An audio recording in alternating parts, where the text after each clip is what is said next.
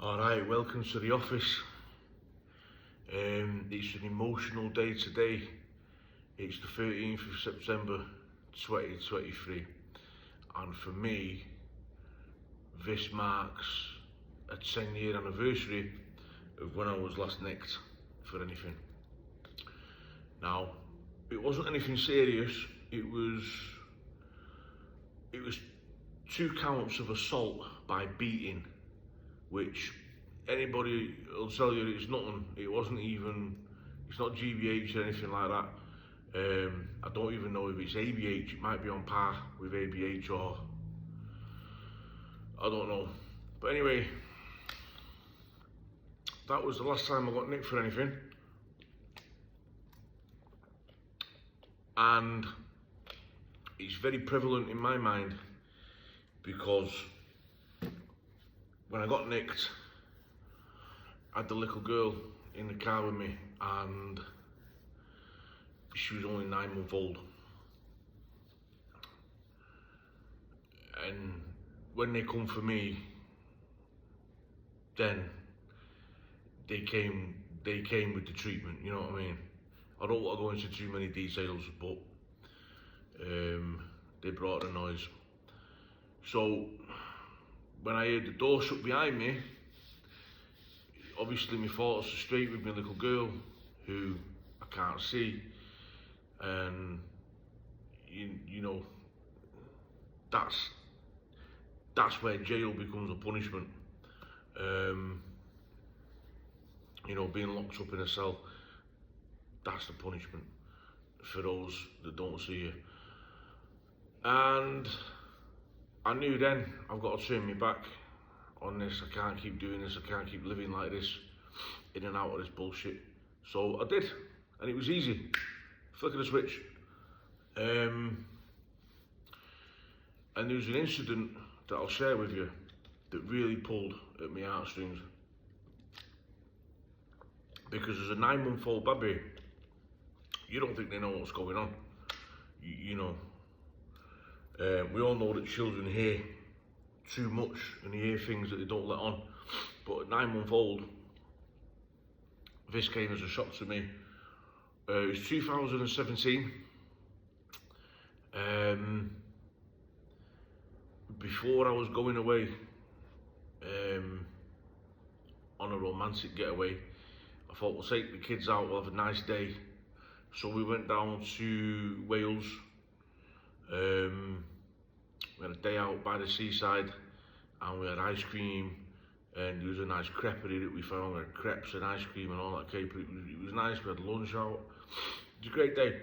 On the way back, we're coming out of this town, and about 2 cars in front at a junction, there was a pretty bad smash. And we were just watching people. Some old granny got out of one car, just fucking, you know, walking around in circles. Nobody seems to be helping or doing now. There was another car, a BMW, that was up a tree. It was tasty. So I said to the missus, the boss, I said, hold tight, let me fucking go and see what's what here, because nobody was doing nothing. So I jumped out, and straight away I just start fucking delegating. You in that first car, have you phoned for an ambo? No. Get the fucking ambo here now. You dial 999, get the ambo here. Get the geezer out of that car that's on fire. I know you're not meant to move people and that, but it's on fire. Anyway, long story short, the old Bill turned up with the ambulance and the fire and all that caper, you know. And I was going because everything was done. The old granny was away from the car with the grandkids. Everyone seems to be okay. And one copper said to me, hang on, where are you going? I said, I'm fucking going, mate, that's it, you know. And he said, no, I've got to get a statement. I said, I'm not giving you no fucking statement, I'm going. He said, I need your information at least in case, I don't know, what the fuck anyway.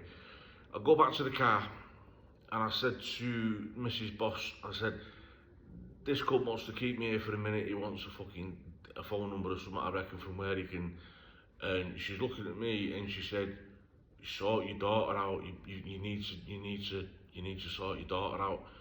And my little girl was in the back of the car screaming because she'd heard the sirens and that. don't let him take me dad, don't let him take me dad. And that broke me, that really fucking smashed me a bit. She'd always been wary of the police and anything like that, and I never put two and two together. And it absolutely, you know, for a while, it really fucking hurt me. It still hurts me now, to say the truth. Any road, from that day on, it's been all that I can do to, because obviously if my daughter's ever out and she's in trouble and she can't get hold of me or whatever, or the first thing there is the police, I want her to know that there are good police out there that can help. Do you know what I mean? I don't want her being afraid or wary when she's done nothing wrong. So we spent a lot of time taking her to these services days, you know, where they have the dogs and they do the dog showings, and the kids can sit in the cars and do the sirens and all that. And we did all that, and never in my life has being on the straight and narrow been more important to me. You know, for them, for the children, because we all go through things growing up, most of us, that end up in these situations. Like my old man was a real piece of shit. My biological father, he was a real fucking useless dummy. You know, he was never around. When it wasn't pleasant, to say the least. You know, and I seen him getting fucking nicked now and again, and for a long time you use that as an excuse. You know, my childhood and blah blah blah and bollocks. The day you become a dad, I think, is the day you become a man, and excuses stop there. Don't matter how young you are, don't matter how old you are as a father, whatever cycle of shit you've been in has to break there, because it will just get passed down from generation to generation like a fucking disease. You have to break the cycle, and you have to go through hardships. You know, as young, impressionable men, you're gonna have to swallow a lot of ego.